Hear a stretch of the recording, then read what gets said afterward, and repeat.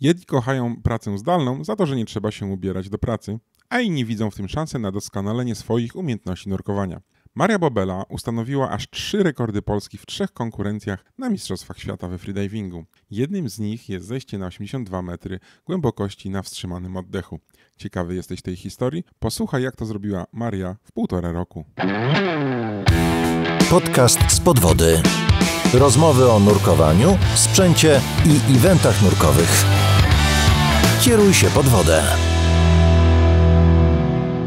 Cześć Maria. Cześć. Powiedz mi, gdzie ostatnio nurkowałaś? Ostatnio nurkowałam w Deep Spocie tydzień temu, a miesiąc temu w Dahab w Egipcie i w Sharm el-Sheikh. No właśnie, bo z tego co kojarzę, to ty chyba mieszkasz w Dahabie? Teraz mieszkam, nie jestem pewna gdzie, ale przez ostatnie 2 lata mieszkałam właśnie w Dahabie. Czy to było związane z twoją pasją nurkowania freediverskiego, czy tak po prostu? Mój wyjazd tam wydarzył się dlatego, że spróbowałam freedivingu tutaj w Deep Spocie i z tego tytułu, że był właśnie lockdown i nie miałam za bardzo pomysłu na to, co ze sobą zrobić, to stwierdziłam, że pojadę do Dahab na miesiąc, żeby spróbować trochę więcej tego freedivingu i zobaczyć, jak mi się to podoba w takim środowisku naturalnym. I z tego miesiąca zrobiły się lata, tak? To jest taka osobna historia, właśnie bardzo dużo o niej w ogóle tak mówiłam publicznie, bo to jest jedna z moich takich ulubionych historii w moim życiu. Mianowicie tydzień przed wyjazdem, tydzień przed powrotem do Polski planowanym, znalazłam psa w morzu. Okej, freedivera? Psa freedivera, tak. No i wyłowiłam tego psa, bo bardzo lubię psiaki i ten piesek okazał się bardzo chory i stwierdziłam, że na ten tydzień ostatni, kiedy tam będę, że tego psa zatrzymam i po prostu spróbuję go wyprowadzić do jakiegoś takiego normalnego stanu. I się w tym psie zakochałam i stwierdziłam, że chcę go zatrzymać dla siebie, a ten proces wyrabiania dokumentów dla zwierzaka, żeby zabrać go do Europy, trwa około 6-7 miesięcy, więc w Dahabie musiałam zostać na ten czas i właściwie dzięki mojemu psu doszłam tam, gdzie doszłam, bo nie miałam pomysłu na to, co tam robić, więc po prostu kontynuowałam swój freediving.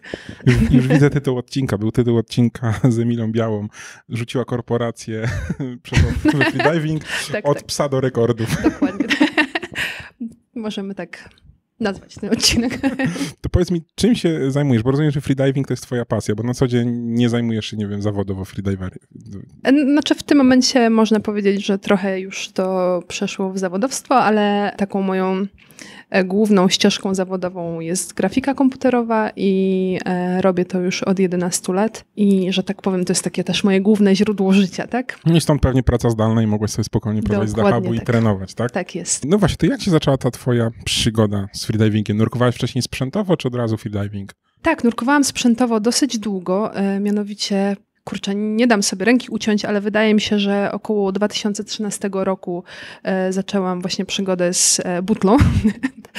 I wydarzył się taki czas w moim życiu, kiedy miałam 20 lat, wyjechałam do Indii, w których mieszkałam 4 lata. I w tych Indiach przez 2 lata weekendowo pracowałam jako dive master. I miałam tam sporo właśnie takich studenciaków, hindusów, którzy przyjeżdżali do mnie głównie na Discovery Scuba Diving.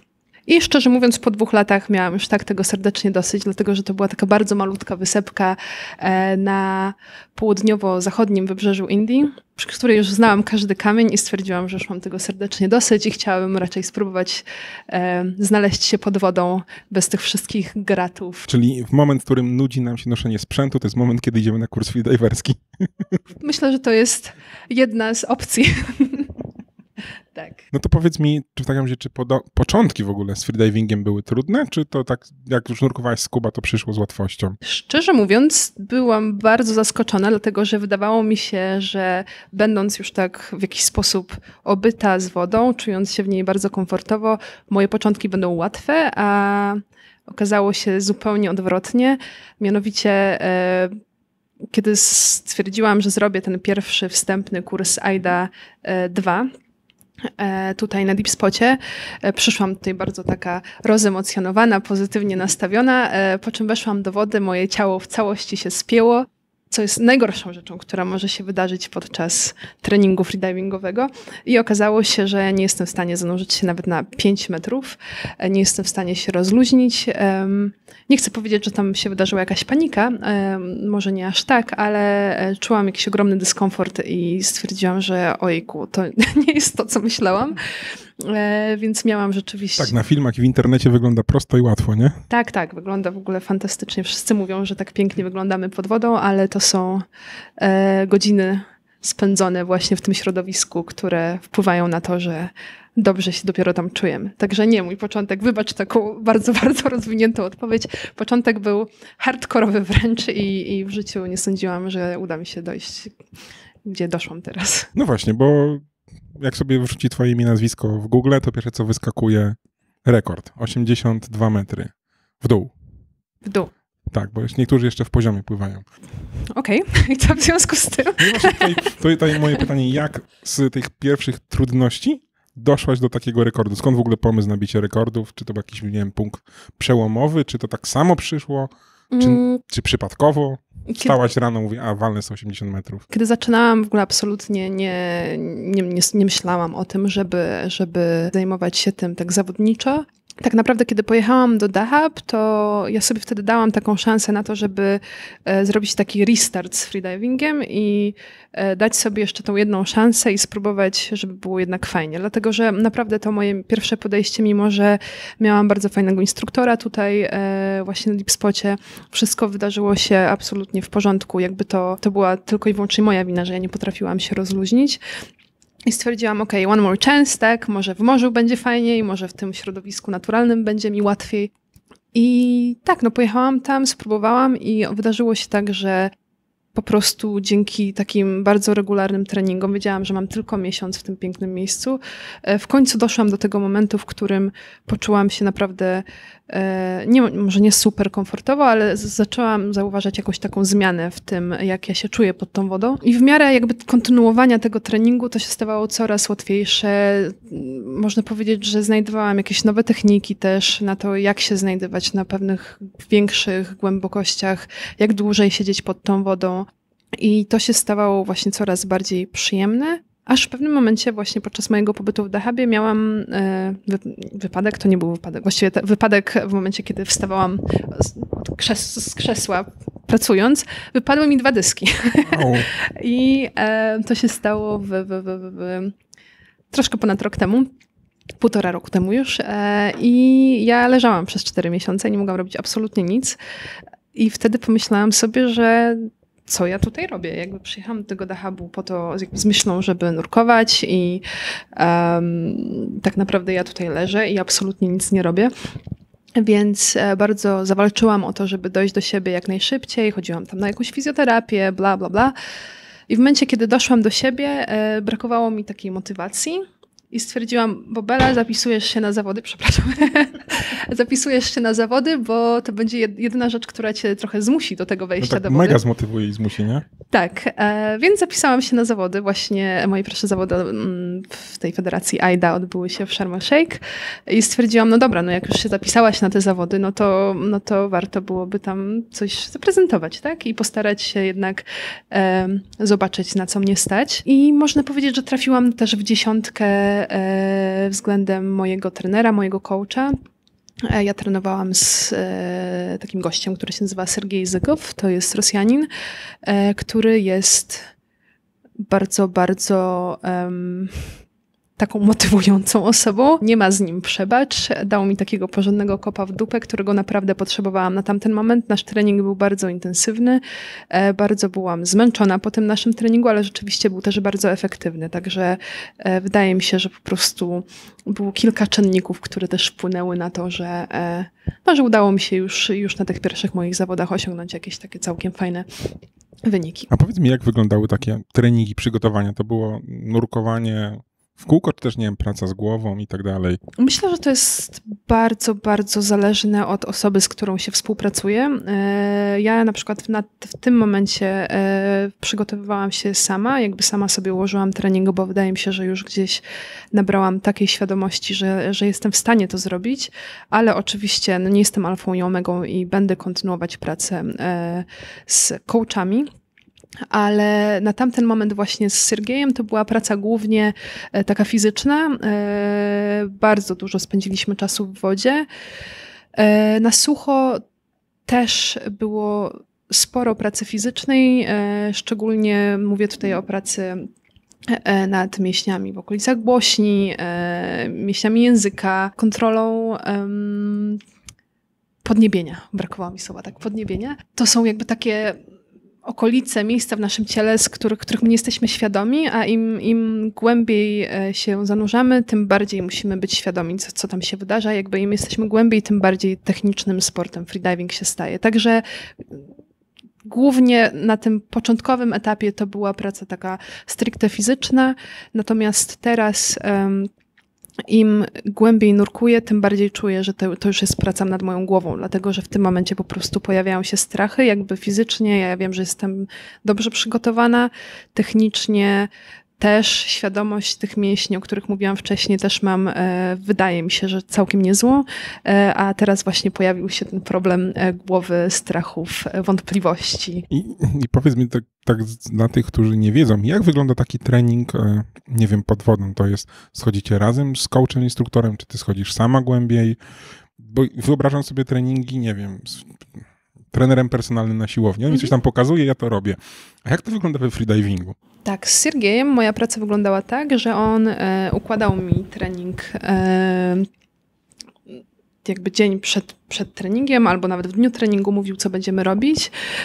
Ja myślę, że we freedivingu nie ma jakby takiego większego sensu układania długoterminowego planu, dlatego że czasem się po prostu wydarza tak, że coś pójdzie nie po naszej myśli, że jednak na przykład nie uda nam się dojść do danej głębokości, więc ten plan moim zdaniem trzeba troszeczkę modyfikować, więc robiliśmy to tak, że właśnie w dniu treningu ten plan został mi odkrywany, tak, i zazwyczaj mój trening wygląda tak, że ja robię pierwsze nurkowanie takie rozgrzewkowe i robię tak zwany hang, czyli zanurzam się do momentu, w którym jestem neutralnie pływalna.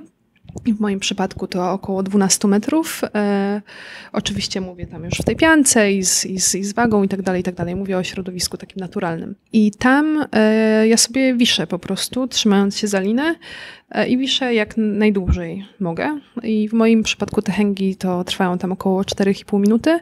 Tak, to jest pierwsze nurkowanie i zazwyczaj drugim nurkowaniem w moim przypadku, jest to najgłębsze nurkowanie.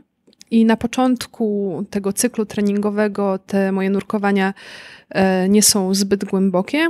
Zaczynam powiedzmy od 35-40 metrów i później w miarę upływu czasu ja tą głębokość zwiększam. Na początku mocniej, powiedzmy, że zwiększam ją tam o 7, 8, czasami 10 metrów, jeżeli okazuje się, że dana głębokość jest dla mnie w porządku, a później oczywiście to zwiększanie głębokości już jest coraz mniejsze. Czasem nawet to jest tylko kwestia 1 metra, tak? Okej. A skąd w ogóle wiesz, że to jest ta głębokość i ten moment, że już dalej nie pójdziesz? Czy to czujesz jakoś w głowie, czy gdzie masz taki jakiś sygnał taki? Znaczy to jest bardziej definiowane tym, jak my wyglądamy i jak czujemy się zaraz po wynurzeniu i takim wskaźnikiem tego, czy wszystko jest ok, czy wszystko odbyło się w porządku podczas naszego nurkowania, są często usta i ich kolor. Jeżeli wynurzamy się i mamy różowe usta i ogarniamy w ogóle, co się dzieje i też właściwie pokazujemy że wszystko jest z nami w porządku, to jest taki wskaźnik, takie świadectwo tego, że ogarniamy, co się dzieje, że nie mamy hipoksji, że dalej ten poziom tlenu w naszym przypadku jest tak? A czasem zdarza się tak, że dodamy na przykład 5 metrów i wynurzamy się niebiescy wręcz i już widać po nas, że troszkę na przykład zaczynamy się trzęść. No to już jest taki hardkorowy przypadek, zaraz przed blackoutem, tak? A zdarzyło ci się tak? Tak zwane LMC, czyli ten Loss of Motor Control, albo Samba potocznie zwana, tak, zdarzyła mi się i to jest takie zabawne uczucie, bo no wszystko w sumie ogarniamy, ale te nasze mięśnie trochę odmawiają posłuszeństwa i to ciało się tak trochę trzęsie, ale nie wiąże się to z jakimś takim ogólnie złym samopoczuciem, także mnie zawsze to bawi, jak ja zdaję sobie sprawę, że to się dzieje. A blackout zdarzył mi się raz, tak, zdarzył mi się na zawodach w październiku ostatniego roku, co było zabawne, bo ja nawet nie zauważyłam, że ten blackout się wydarzył.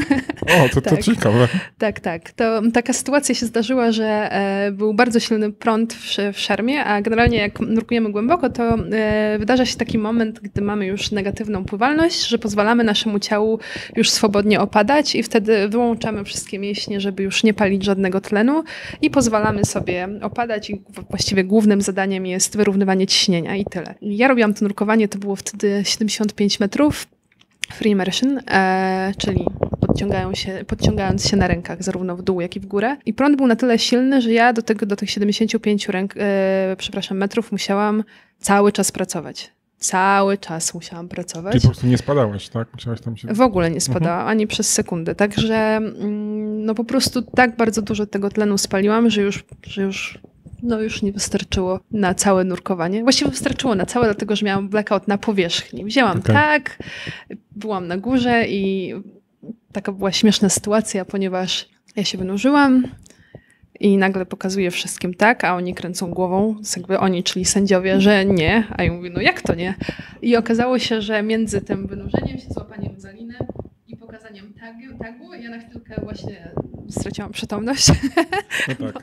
Także, dlaczego o tym mówię? Bo to nie jest nic strasznego. Ludzie sobie wyobrażają jakieś okropne rzeczy, a nawet ten blackout, jeżeli on się tam wydarzy raz czy dwa w życiu, to nie jest coś takiego przerażającego i szczególnie jakby w obliczu zawodów to jest naprawdę bardzo bezpieczny sport. Z Agatą Bogusz współorganizowaliśmy zawody i też widziałem blackout, to jak patrząc, to wygląda to źle, ale jak mówisz o tym, to czuję się lepiej.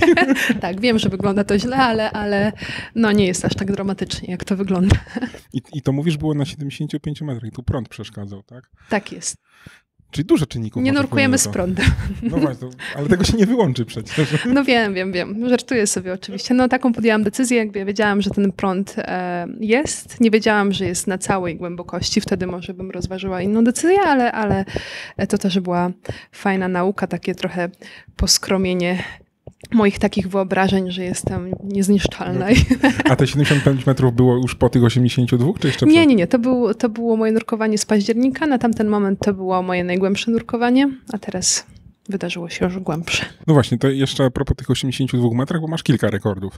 Teraz mam 16. No właśnie, i one są na różnych głębokościach. Tak jest. To wytłumacz słuchaczom, jak to się dzieje, bo logicznie wydaje się, że rekord jest jeden, najgłębiej, tak?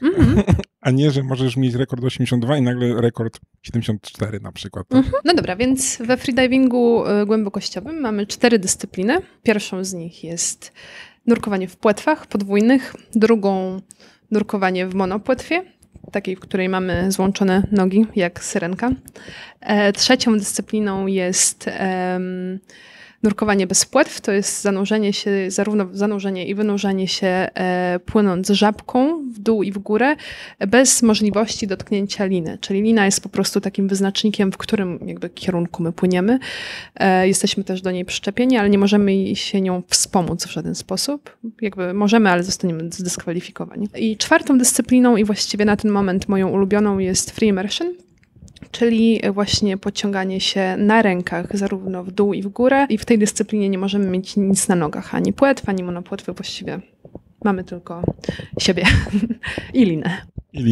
Tak jest. I rozumiem, że w takim razie w każdej tej konkurencji możesz mieć różne rekordy. Dokładnie tak. I mówisz, że najbardziej ci ten free immersion się podoba. Na tą chwilę tak, ale już czuję, że odczuwam potencjał też w innych dyscyplinach i myślę o tym, żeby może pomalutku też przerzucić się na trening innych dyscyplin. Dlatego, że właściwie te moje jakby wyniki, które ja teraz osiągnęłam w innych dyscyplinach, są trochę konsekwencją tego treningu właśnie free immersion, tego, którego ja robię rękoma i właściwie do tej pory nie bardzo się skupiałam na innych dyscyplinach, a właśnie myślę o tym, żeby troszeczkę pocisnąć. Teraz tak sobie zaczynam wyobrażać, czy w takim free immersion osiągniesz większą głębokość niż na przykład w tym, gdzie płyniesz żabką, bo tam więcej spalasz tlenu? Tak jest, jak najbardziej. Więc ta dyscyplina, która się nazywa CNF po angielsku i to jest skrót od Constant Weight No Fins, to jest najpłytsza dyscyplina, zarówno wśród kobiet i mężczyzn, dlatego że oczywiście ona wymaga jak największej ilości tlenu, którego my spalamy, tak, jest najcięższa tak naprawdę. Ta różnica głębokości między właśnie CNF a innymi dyscyplinami jest naprawdę bardzo duża. Tak naprawdę wydaje mi się, że to jest około nawet 30 metrów różnicy wśród tam najlepszych freediverów na świecie. Okej, no i teraz już jasne, że może być nowy rekord, który jest płytszy niż poprzedni rekord. Dokładnie tak. 82 metry to jest naprawdę, naprawdę głęboko. Nie wiem, ja kiedyś zanurkowałem na 5 i było niefajnie. Okej. Przestraszyłem się troszeczkę, jak zaczęło mnie to właśnie wciągać. Nie miałaś tego strachu? Tak. Miałam ten strach, ale to jest właściwie takie konsekwentne budowanie tej głębokości i też ciężka praca z dnia na dzień, która też analogicznie pomaga mi w takim jakby zaufaniu samej sobie. I niestety to jest taka praca, która musi dziać się jakby w krótkim odstępie czasowym. Widzisz, ja wykonałam to nurkowanie na 82 metry w maju. Od maja teraz mam przerwę w treningach takich wodnych, jakby trenuję na sucho, jakaś tam siłownia i tak dalej, ale no wątpię, że na przykład jutro bym zanurkowała na te 82 metry. To musi być naprawdę poprzedzone pracą i taką też trochę adaptacją do tej wody, dlatego że nawet jeżeli ja fizycznie będę w stanie teraz zanurkować na 82 metry, to myślę, że moja głowa mi na to nie pozwoli. Teraz rozumiem, jak niektórzy freediverzy mi mówią, że deep spot dla nich jest za płytki. No cóż, no, ale jest na pewno super miejscem do treningu też. Dla mnie jest dalej za głęboki. Wszystko w swoim czasie. Przygotowujesz się teraz do jakiegoś kolejnego rekordu? Wiesz co, ja mam taką zasadę, nie wiem jak to nawet nazwać, ubrać słowa, powiedzmy zasadę, że nie chcę wywierać na sobie żadnej presji. Jakby rekord sam w sobie nie jest jakimś takim moim celem. Te rekordy, one się wydarzają, one są taką konsekwencją treningu. Ja nigdy nie wiem, czy uda mi się zanurkować na 5 metrów głębiej, czy na przykład okaże się tak, że coś pójdzie nie tak w treningu i jednak nawet nie dobiję do tej jakby mojej poprzedniej głębokości, więc nie narzucam sobie teraz żadnego wyniku, a raczej po prostu skupiam się na tym, żeby sobie ułożyć jakiś taki sensowny plan treningowy, no i zobaczymy, co tam wyjdzie. Jak pamiętam, rozmawiałem z Agatą Bogusz i jeśli dobrze kojarzę, 101 metrów głębokości. Chcesz ją pokonać? Bo to jest chyba niepobity rekord. Nie jest to absolutnie moim celem. Jestem bardzo daleko od takiego wyniku i szczerze mówiąc też monopłetwa. Agata wykonała to imponujące nurkowanie właśnie w monopłetwie. Nie jest to moja dyscyplina na tą chwilę i też nie przyglądam się, szczerze mówiąc, monopłetwie aż tak w tym momencie. Więc nie, absolutnie. Szczerze mówiąc w ogóle jakby pobijanie kogokolwiek nie myślę o tym, wiesz, bo wydaje mi się, że to troszkę jakby w moim mniemaniu to troszeczkę się kłóci w ogóle z ideą freedivingu. Ja nie po to zaczęłam nurkować i bardzo też pracuję nad tym, bo oczywiście jakby zawody wiążą się z tym, że chcemy wykręcić jak najlepszy wynik, ale bardzo mocno pracuję żeby gdzieś właśnie nie wejść na ten trop, że ojejku, muszę być pierwsza, muszę pokonać. Jakby chcę w dalszym ciągu po prostu nurkować dla siebie i gdzieś patrzeć, gdzie ja mogę przesunąć te własne granice. Właśnie tak sobie rozmawiam z freediverami, to tak na chillaucie, na spokojnie, a te rekordy są z przypadku. Znaczy nie z przypadku, ale przy okazji. Tak, one jasne, nie są z przypadku, dlatego że gdzieś każdy z nas ma pojęcie, ile nam się udało wypracować, tak? Ale myślę, że taką właśnie główną motywacją w tym sporcie powinno być badanie samego siebie, a nie właśnie porównywanie się z kimkolwiek, bo no nie wiem, nigdy nie miałam takiej mentalności, ale wydaje mi się, że to może przeszkadzać trochę, że to do niczego nie prowadzi. Szczególnie właśnie w tym sporcie, gdzie należy się uspokoić i wyłączyć trochę to myślenie. Tak. No właśnie widziałem przed zawodami, że to jedyne zawody, na których sportowcy przed zawodami po prostu śpią i chillują. Tak jest. Tak wygląda rozgrzewka. A podobnież właśnie wygląda na takich prawdziwych zawodach, że po prostu sobie chillujesz, śpisz i potem cię wrzucają do wody? No, sami się musimy wrzucić, ale tak, jak najbardziej. Ja powiem ci, że właśnie w zeszłym roku na moich pierwszych i do tej pory jedynych mistrzostwach świata, w których brałam udział w Turcji, w Kasz, ja byłam tak niesamowicie zestresowana, że ja mam taką swoją mantrę freedivingową, taki taki utwór, którego ja słucham, lupuję go i czasem właśnie przez 2 godziny potrafię go słuchać i kładę się i czasem nawet zasypiam i on sobie tam gdzieś leci. I już jakby wydaje mi się, że nawet moje ciało się przyzwyczaiło, że o kurczę, słyszę tą muzykę, zaraz będę nurkować. Także tak, ja tak robię właśnie. Gdzieś tam się kładę na tej łodzi czy platformie i tylko słucham tej mojej mantry i staram się opanować ten stres, bo w moim przypadku jest okropny. O kurczę. No, ja też się powoli przymierzam do tego freedivingu i też martwię się, że tutaj będzie jakiś stres blokady. No, może tak być, ale myślę, że to jest fajne pole do właśnie popracowania nad tą sferą. Właśnie, wcześniej nurkowałeś sprzętowo. Korci cię do wzięcia butli, czy już nie? Niespecjalnie, chyba że dotyczyłoby to nurkowania jakiegoś miejsca, które po prostu nie będzie dostępne dla mnie ze względu na albo jakieś strachy, albo na głębokość, albo konieczność posiedzenia pod tą wodą długo, tak jak na przykład właśnie nurkowanie wrakowe. No tak. Chociaż widziałem w internecie freediverkę, która zwiedza sobie wraki tak po prostu. No, ja na razie nie jestem jeszcze na tyle odważna, No ale zobaczymy. Dasz radę.